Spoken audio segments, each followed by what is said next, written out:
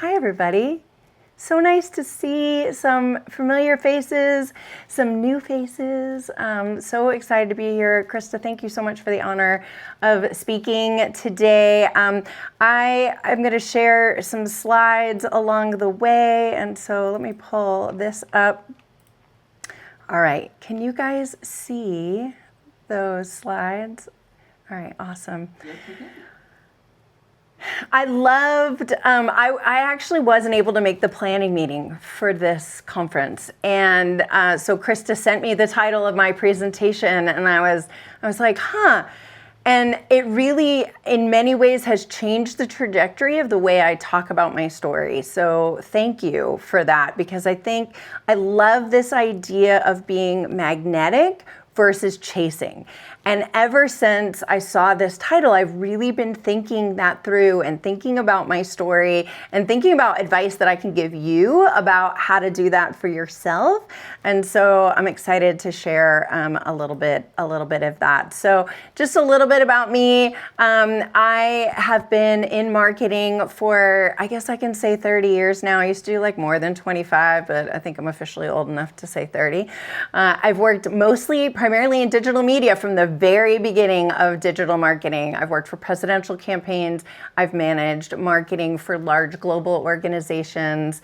I've worked for small startups. I've helped to raise lots of money, as we were just talking about. But I've always sort of been at the center of how do we best get our products out to the people who need them? And what does that look like? But it wasn't until I became an entrepreneur that I really started thinking about myself and my own authenticity, and that's what we're going to talk about a little bit today. I'm a photographer, I'm an author, I'm a TEDx speaker. Most importantly, I'm a mom.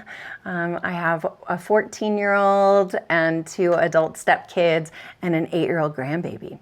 So that's a little bit about me. All right. How many times have you gone to a networking thing, right? Maybe at the Girl Cave, right? That's totally fine. At the Girl Cave or somewhere else, and you realized that you were performing instead of actually connecting.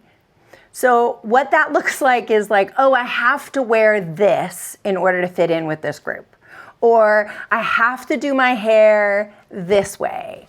Or I have to have this bag, or these people are not going to think that I'm cool enough, right? Or I have to drive this car, or, right? Has anybody, right? Everybody's done that. Everybody's done that. And, you know, it was very obvious to me that I started looking at the way that I was showing up when I became an entrepreneur. I started looking at the ways I was showing up, and I realized that it wasn't really authentic. And I also realized that I wasn't really standing out, and I wasn't really connecting because I wasn't showing up as my authentic self. So we'll talk about that a little bit. But think about the times that you have shown up even in this business or even in the past where you were performing and not really connecting. And to me, that's such a powerful question as I'm walking in to whatever interactions I'm having in my business. Am I making this decision? Am I showing up intentionally with a mask on? Or am I actually showing up as my authentic self? Because only when we're our authentic selves can we actually connect with other people. And why is that? Like that chasing, right? It feels so exhausting. Anybody sat in their car after a networking event like this and been like, oh my God, I'm exhausted, right? And it's usually because we're in that performance mode, right? We don't feel like we can let our hair down. And when it's all about this idea of hustling and we're not showing up in a way that's aligned, it's exhausting, right? Anytime I go to something and I feel really burned out afterwards, it's generally because I went in with the idea of needing to perform as opposed to just being myself. Now, there is some rules of normal etiquette, right, that we have to follow in the world, but it's still about showing up who you are. And it feels bad because deep down, you just know it's not you, right? if you're being authentic, you can still get tired. But what happens when you show up authentically is you become a magnet. And instead of having to chase, instead of having to have that hustle energy, I want you to think back to the last time you went to a networking event and you walked in and you could feel that person who walked in who was just themselves, fully embodied in who they are, right? Their flaws, their whatever, right? They were wearing a suit that they were wearing the suit wasn't wearing them, right? Maybe they were colorful, maybe they weren't, right? But they were just completely who they are. Then think about that person who was clearly not, right? They're wearing the heels that are uncomfortable. They never wear heels. They felt that they had to wear them because that's what everyone does, right? Or they were like, hi, my name is so-and-so. Here's my business card, right? That they're like in that hustle energy, or they're just in that like amped up. And some of that can be just, I'm an introvert and I'm not comfortable in this environment, but that's just generally a little different, right? When someone's a little shy, they're just a little, they're just shy versus that energy, right? Do you guys, have you felt that? Do you can see, you can feel those people, right? You want to hang out with the ones who are fully in who they are, right? When they walk in the door, you're like, ooh, I want to talk to her. Ooh, what does she do? I want to hang out with her. So I want to talk a little bit about my journey with this. So the pictures at the top are me, and it took me forever to find these, but there are me in corporate America. So I spent 15-ish years in corporate America, and then my last company, I managed international marketing for a Fortune 600 chemical company. So big job. I was in investor relation. I was a public representative for the company. I did investor, relations. I was listed as the person who would be in front of the camera if, God forbid, anything ever happened. I had all the training around, when there was an emergency, right? Crisis communications, all of that. So I really dove into looking the part. So when I left corporate America, I became a photographer. It was a hobby, and I got laid off through a company restructuring, and they didn't really have as big of a job for me anymore. And so I took a layoff and decided to become a photographer. My son was young. I'd always wanted to be an entrepreneur. I'm a fourth generation entrepreneur, and that's what I really wanted. I was like, let's go try and do my own thing for a while. And this picture in the upper right is one of my first bridal shows. And I had moved.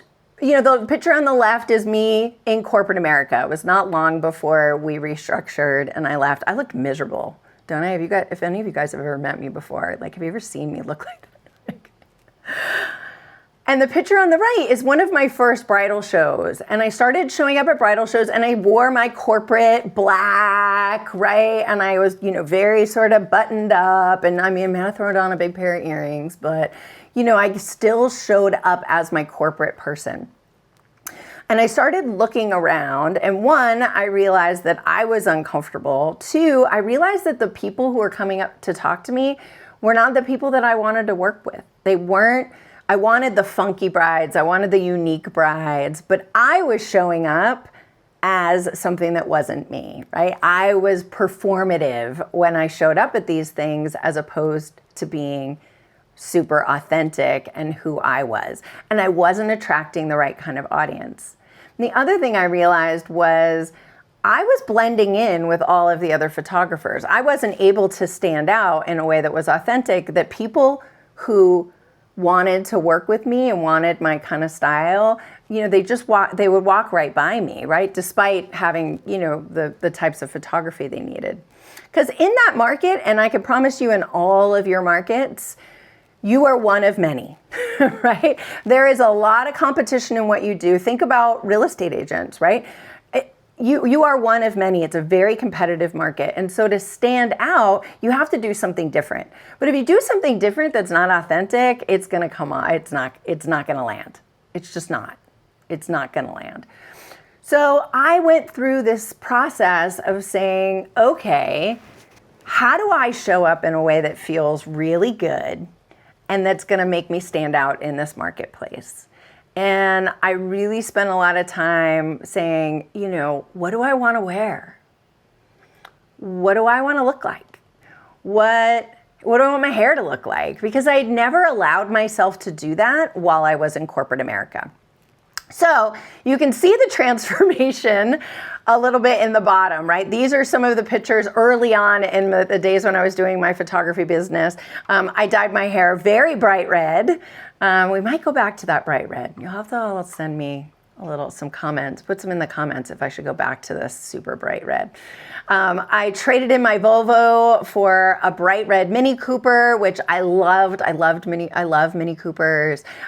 This was one of the red jacket. That was one of my first brand photo shoots. I think it was my first brand photo shoot in New York City, bright red. I just dyed my hair red, and I felt powerful and in my own being really for the first time.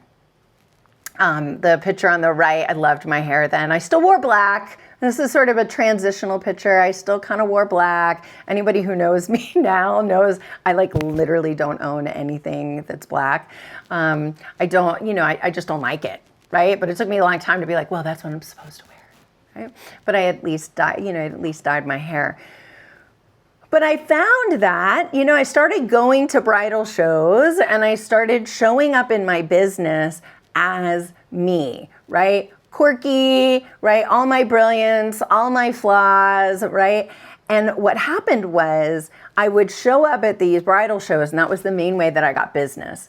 And all of a sudden, the funky girls who I wanted to work with would walk in and they'd look around and they'd go, oh, her, right? And all of a sudden, the people who were coming to me were the exact clients I wanted, and they booked me on the spot every single time. And a lot of it was, I started wearing cute little 1950s dresses because I loved them, right? I just thought they were fun.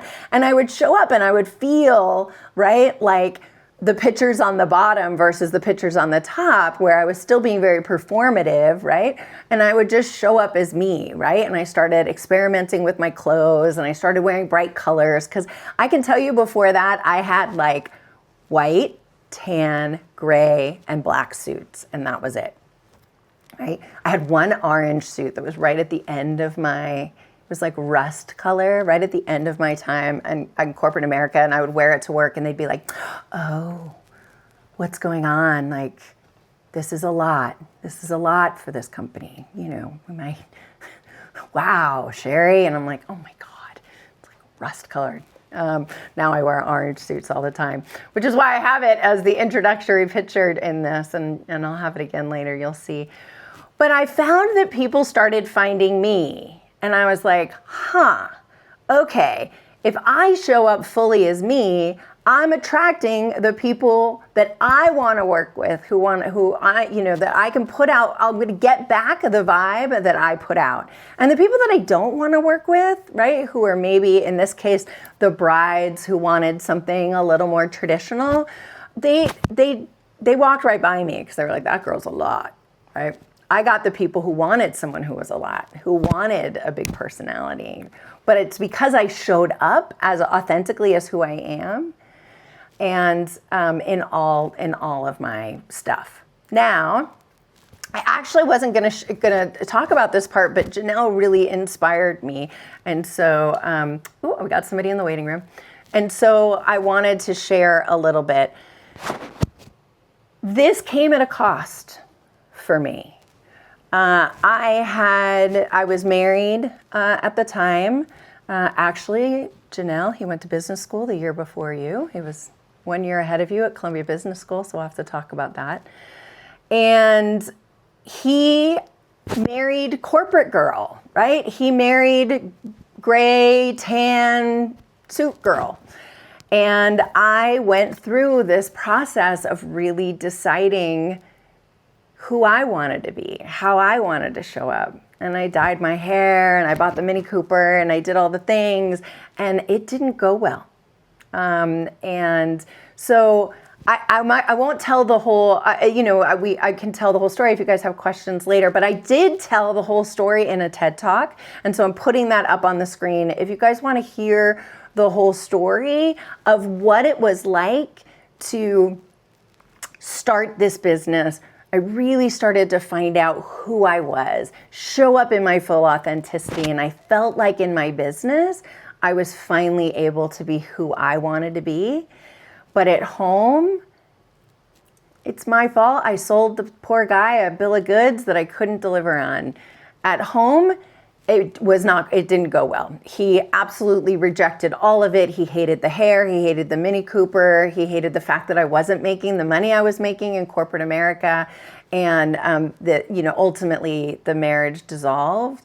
And I fell into a very severe bout of addiction with alcohol. So thank goodness I took a year or so I took about a year to drink and a year and a half to get sober. I still kept my wedding photography business going for a little while. But sometimes finding this level of authenticity, being willing to ask yourself who you really are and how you really want to show up in all areas of your life, whether it's your business or your personal life, and allowing all of those to mesh and to really live in your complete authenticity of who you are, is one of the most rewarding things you can do, but it doesn't mean that everyone in your life is going to come with you. And that was a very hard and challenging lesson for me. But I think it was important to share because a speaker, Janelle just before me was talking about how, we work, sometimes you can have people around you who are able to work through all of those challenges, and sometimes you're not. And sometimes it's better you have to let those things go. You have to let those people go. And that's okay. Because what'll come out on the other side is a version of you that's not pushing, that's not hustling, but is a version of you that's going to be so much more authentic. Okay, so I want you to walk away from this presentation with some actual, here's how you do this, right? So I'm going to give you 3 steps to being a magnetic brand. And all of these pictures in here, they are all my clients. I transitioned my wedding photography business into, frankly, after I got sober, I went back to corporate America for a few years, stayed in corporate America, kept my photography business going.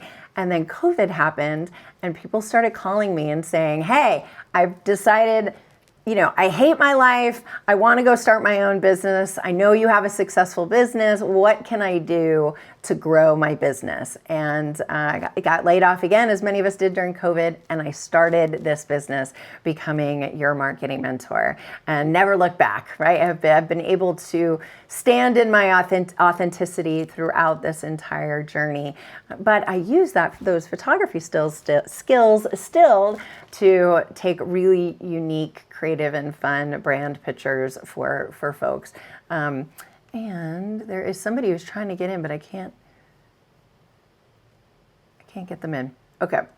All right. So I want to talk about 3 steps to building a magnetic brand. So this is actually one of my yoga teachers. I go on pilgrimage with him, but how much more personality can you have in a picture, right? Isn't he great? Okay, so the first one is to show up as the real you, right? So I want you to wear what makes you feel powerful. I want you to share stories that are authentic to your journey. I want you to let your voice and your personality and your quirks, right, shine through. People can't find you if you're hiding behind who you think you should be. I'm going to say that again. People can't find you if you are hiding behind who you think you're supposed to be. Okay, the second thing is build your offers from your brilliance. A lot of us think that we have to create offers or products that are based on what the market needs. Now, the market needs, people need to want to buy your products. Don't get me wrong.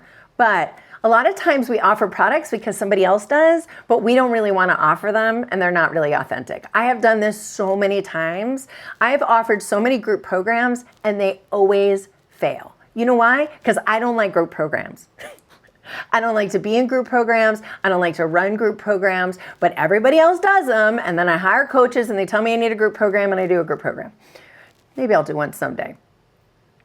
But if you build your offers from your brilliance and how you want to spend your time every single day, then it really changes whether or not you're hustling or whether or not you're pulling people towards you.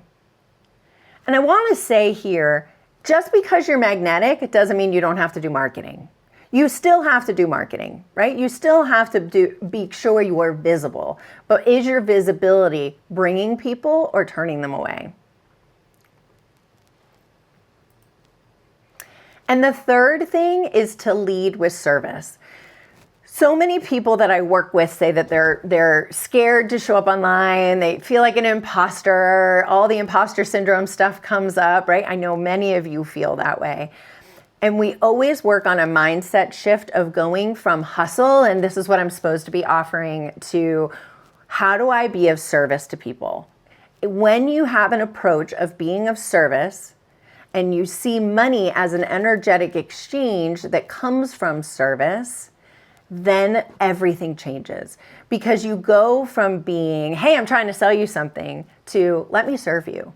And you know what? The money's going to work itself out, right? And so when you're really serving from your authentic gifts, also marketing becomes much more joyful and it doesn't become a chore.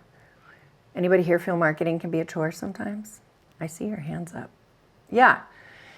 And a lot of times it's like, okay, how do I create content that's being of service? So I want you to maybe just take a picture of this.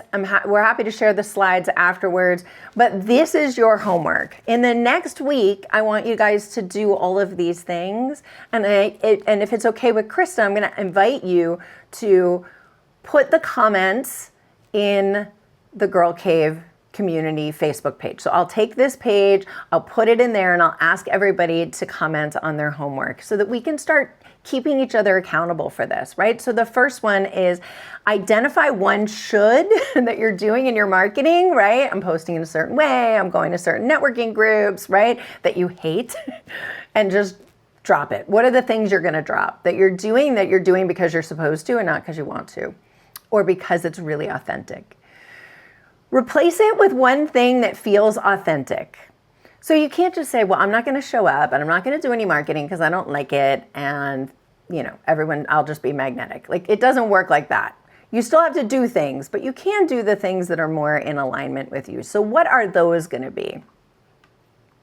And then I want you to share one piece of content that reflects who you are in your real voice, right? It doesn't have to be polished, it doesn't have to be perfect. I tell people all the time, just record it and put it out there, right?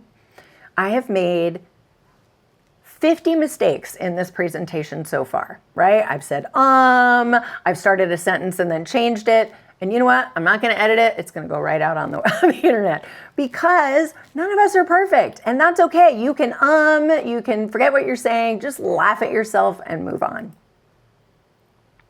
And I'm going to leave you with one last thought, which is chasing is what happens when we're performing. Attraction happens when we allow ourselves to be authentic. So when you build your business around your brilliance and your joy, opportunities can't help but be drawn to you.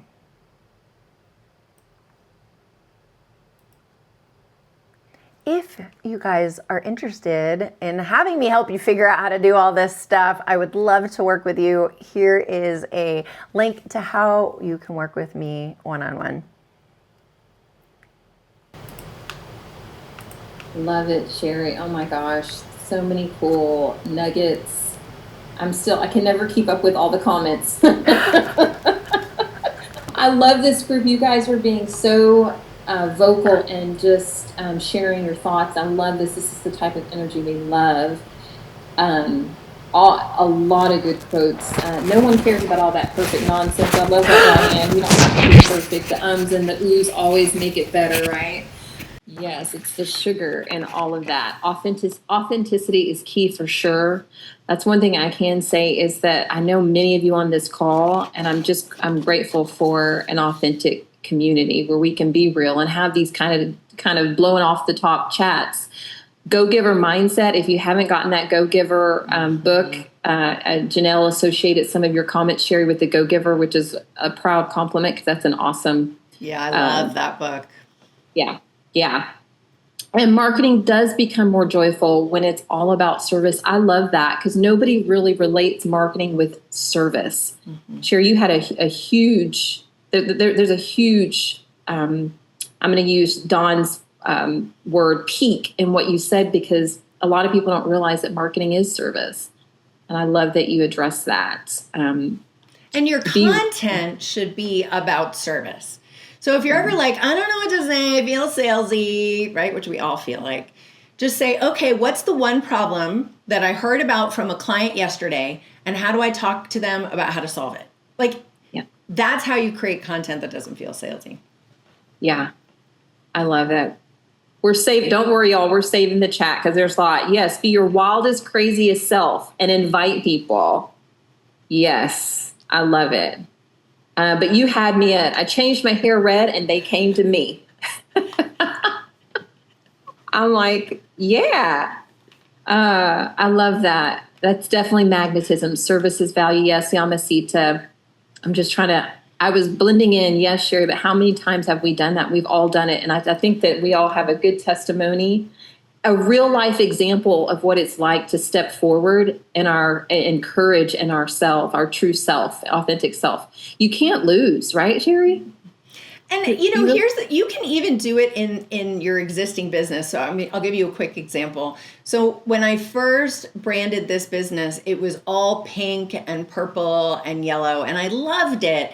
But after a couple of years, I was like, I'm like a cartoon character version of myself. Like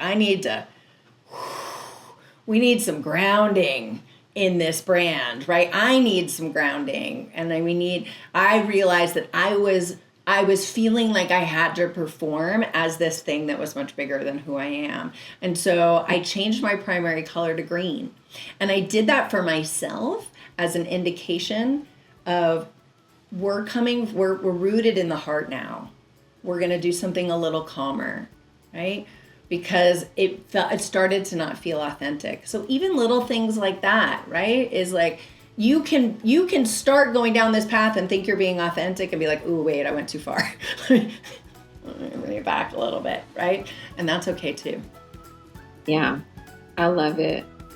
Are there any other questions, comments? Sherry, thank you so much for sharing all of that. I think it's a very timely message.